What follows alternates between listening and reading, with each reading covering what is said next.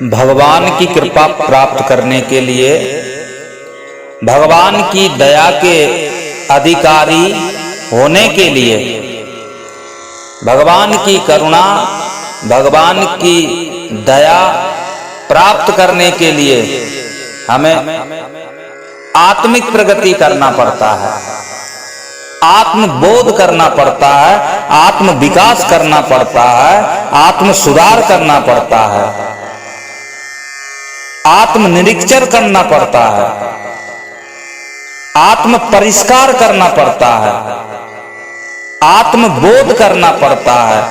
आत्मा की प्रगति, उन्नति ही आध्यात्मिक विकास है। और इस आत्मिक प्रगति के लिए अवलंबन की आवश्यकता है। और इसमें जो अवलंबन है वो पहला उपासना है। 3 अवलंबन है इसमें। पहला उपासना है, दूसरा साधना है और तीसरा आराधना है। उपासना क्या है? उपासना है भगवान के पास में बैठ जाना, भगवान के नजदीक आसन लगा करके भगवान का ध्यान करना, गुरु के द्वारा दिया गया मंत्र का जाप करना, अपने इष्ट का, अपने आराध्य का, अपने ईश्वर, अपने भगवान का ध्यान करना और उनके स्वभाव, उनके गुण, उनके रंग रूप को आत्मसात करने की कोशिश करना। ईश्वर अंश जीव अविनाशी, चेतन अमल सहज सुख राशि। हम ईश्वर के अंश है, हम भगवान के अंश है, हम भगवान के पुत्र है, परमात्मा के राजकुमार है। तो भगवान के जैसे ही हम बने, भगवान के जैसे बनने की कोशिश करना, तैयारी करना, भगवान जैसे होने की कोशिश करना, ताकि भगवान हमसे खुश हो जाए। भाई पिताजी से, माता पिता तभी खुश होते हैं संतान से जब संतान उनके अनुकूल चले, उनके कदम से कदम मिलाए, वो जैसा चाहते हैं, वो जैसा आपको देखना चाहते हैं वैसा आप बने, तो माता पिता प्रसन्न होंगे आपसे।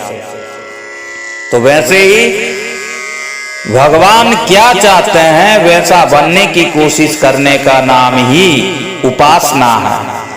भगवान के पास में बैठ करके भगवान का भजन करना। दूसरा जो अवलंबन है भगवान की कृपा प्राप्त करने के लिए, वो है साधना। मन की बिखरी हुई वृत्तियों को सब ओर से खींच करके भगवान के श्री चरण कमलों में अर्पित कर देना। इंद्रियों पर संयम करना, इंद्रियों को साधना, इंद्रियों पर नियंत्रण करना, अपनी भावनाओं पर, कल्पनाओं पर, चेष्टाओं पर पूर्ण अंकुश लगाना। मन के भटकाव को रोकने का नाम ही साधना है। और ये उपासना तो 2-3 घंटे की हो सकती है, सुबह 2-3 घंटा, शाम को 3 घंटा, पर साधना तो पूरे दिन की होती है, हर क्षण हर पल की होती है। हम कैसा सोच रहे हैं, हम क्या खा रहे हैं, हम क्या बोल रहे हैं, हमारे विचार कैसे है, हम कैसा विचार ग्रहण कर रहे हैं, कैसी संगत है हमारी, हम कहाँ जा रहे हैं, क्यों जा रहे हैं, ये सब विचार विवेक पूर्ण पूर्ण बुद्धिमानी से निरीक्षण करते रहना है। हम कहीं गलत तो नहीं बोल रहे हैं, हम कहीं गलत व्यवहार तो नहीं कर रहे हैं, हम कहीं भटक तो नहीं रहे हैं, हम शास्त्र विरुद्ध आचरण तो नहीं कर रहे हैं, गुरु के बताए हुए मार्ग पर ही चल रहे हैं ना हम। ऐसा विचार करते रहना, यह है साधना। दूसरों के लिए हम उदार बने, सरल बने, सहज बने, अपने लिए कठोरता और दूसरों के लिए उदारता, ऐसा हमारा विचार बन जाए, हम ऐसा सोचने लगे। जो हमें अपने लिए पसंद नहीं, ऐसा व्यवहार हम दूसरों के साथ ना करें। ये हमें साधना सिखाती है। जब हम साधना करेंगे तो इन सद्गुणों की वृद्धि होती चली जाएगी, इन अच्छाइयों की मात्रा बढ़ जाएगी, हमारे अंदर सत्य बढ़ जाएगा, करुणा बढ़ जाएगी, हमारे अंदर अहिंसा बढ़ जाएगी, हम क्षमा करना सीख जाएंगे, हम दया करना सीख जाएंगे, हम परहित करना सीख जाएंगे। परहित सरिस धर्म नहीं कोई, पर पीड़ा सम नहीं आदमाई।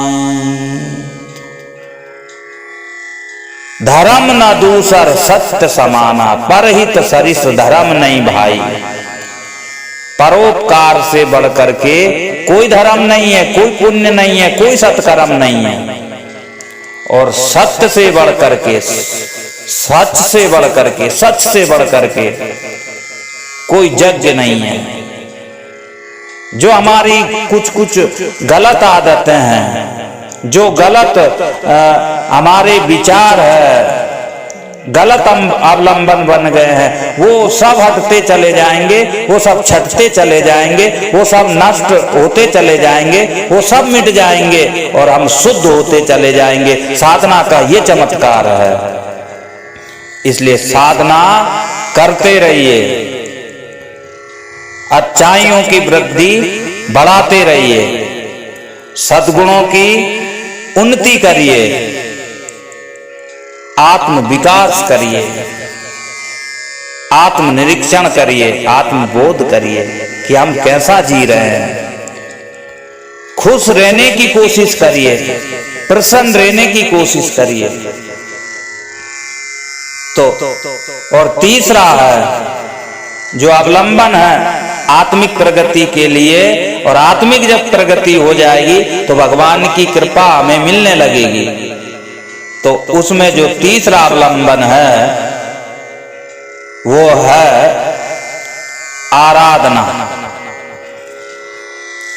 अस्तोमा सद्गमया तमसोमा ज्योतिर्गमया मृत्युर्मा अमृतम गमया। अर्थात असत्य से हम सत्य की ओर चले। अर्थात अभी तक हम बाहर देख रहे थे, संसार को देख रहे थे, संसार का निरीक्षण परीक्षण कर रहे थे, माया का दर्शन कर रहे थे। अब हमको अपने अंदर देखना है, अब हमको जगन्नाथ को देखना है अपने भीतर। अब हमें बाहर से अपनी वृत्तियों को हटा करके अंदर देखने की कोशिश और प्रयास करना है। यह है आराधना। आत्म कल्याण करना है और लोक मंगल की भावना रखना है। औरों के हित जो जीता है, औरों के हित जो मरता है, उसके हर आंसू रामायण, प्रत्येक कर्म ही गीता है। औरों के लिए, दूसरों के लिए भी हमको कुछ सोचना है, संकीर्ण नहीं रहना है, विशाल बनना है, धरती मां की तरह विशाल बनना है, गंभीर बनना है, महान बनना है, अपना विकास करना है, वसुदेव कुटुंबकम की भावना रखना है। इस सद्गुण का अपने में अधिक से अधिक विकास करना है, अधिक से अधिक इस सद्गुण को बढ़ाना है, अपने अंदर विकसित करना है। वसुदेव कुटुंबकम अर्थात ये पूरा जगत ही मेरे जगदीश का है, मेरे परमात्मा का है, इसलिए ये सारी दुनिया मेरा घर ही है, मेरा परिवार ही है, ऐसा मानना है। जब इस प्रकार के सद्गुण आपके अंदर उपासना, साधना, आराधना से बढ़ने लगेंगे तो आपके अंदर पात्रता बढ़ जाएगी भगवान को प्राप्त करने की। भगवान की कृपा सिंधु, भगवान कृपा सिंधु की कृपा की कुछ बूंदें प्राप्त करने की, आप भगवान के कृपा के अधिकारी हो जाएंगे, आप भगवान की दया के अधिकारी हो जाएंगे, आप उनके आशीर्वाद के अधिकारी हो जाएंगे, आप उनको प्रसन्न करने के अधिकारी हो जाएंगे। बोलो राधे राधे। एक बार एक उदाहरण के लिए समझे, एक बार एक ब्राह्मण ने किसी सेठ के यहाँ अपनी राशि जमा कर दी ताकि कन्या के विवाह के समय ब्याज समेत वे रुपए उसे मिल जाएंगे। बहुत वर्ष बीत गए, ब्राह्मण को आवश्यकता पड़ी, अपने रुपए वापिस लेने पहुंच गए सेठ जी के पास, पर सेठ जी की नियत में बदी आ गई। सेठ जी लालची हो गए और सेठ जी बदल गए। सेठ जी ने उस ब्राह्मण को समझाते हुए इनकार कर दिया कि मेरे यहाँ आपने पैसा कब जमा किया था, मुझे कब दिया था पैसा, मुझे पता नहीं है, मालूम नहीं है। ब्राह्मण राजा के पास पहुंचा, उसने पुकार की कि महाराज अमुक सेठ जी ने, फलाने सेठ जी ने मेरा पैसा नहीं लौटाया, मैंने उनके यहाँ पैसा जमा किया था और इसलिए जमा किया था कि मेरी बेटी के विवाह में हम सेठ जी से पैसा वापिस ले लेंगे, पर सेठ जी हमको पहचान तक नहीं रहे। राजा के पास कोई प्रमाण नहीं था,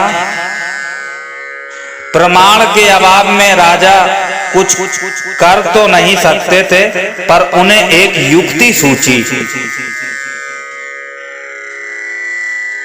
और दूसरे दिन अपनी शोभा यात्रा नगर से निकालने की घोषणा कर दी। ब्राह्मण से कह दिया कि आप उस सेठ के मकान से कुछ पहले ही खड़े रहना। शोभा यात्रा निकली, सभी नागरिक राजा का अभिवादन, अभिनंदन और स्वागत करने के लिए खड़े थे। सेठ के मकान के पास से जब शोभा यात्रा निकली तो राजा ने सवारी रोककर नियत स्थान पर खड़े ब्राह्मण को अपने पास बिठा लिया और उस ब्राह्मण को गुरुदेव के करके संबोधित किया। राजा ने कुछ आगे चल करके उस ब्राह्मण को सवारी से उतार दिया। सेठ का हृदय कांपने लगा। सेठ ने कहा, अरे बाप, राजा का गुरु है ये ब्राह्मण,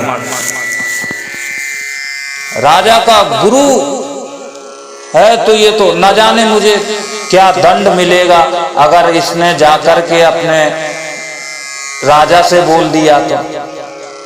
सेठ ने उस ब्राह्मण की तलाश में तुरंत सेवक दौड़ाए। कुछ दूर आगे जाने पर ही वह मिल गए। सेठ ने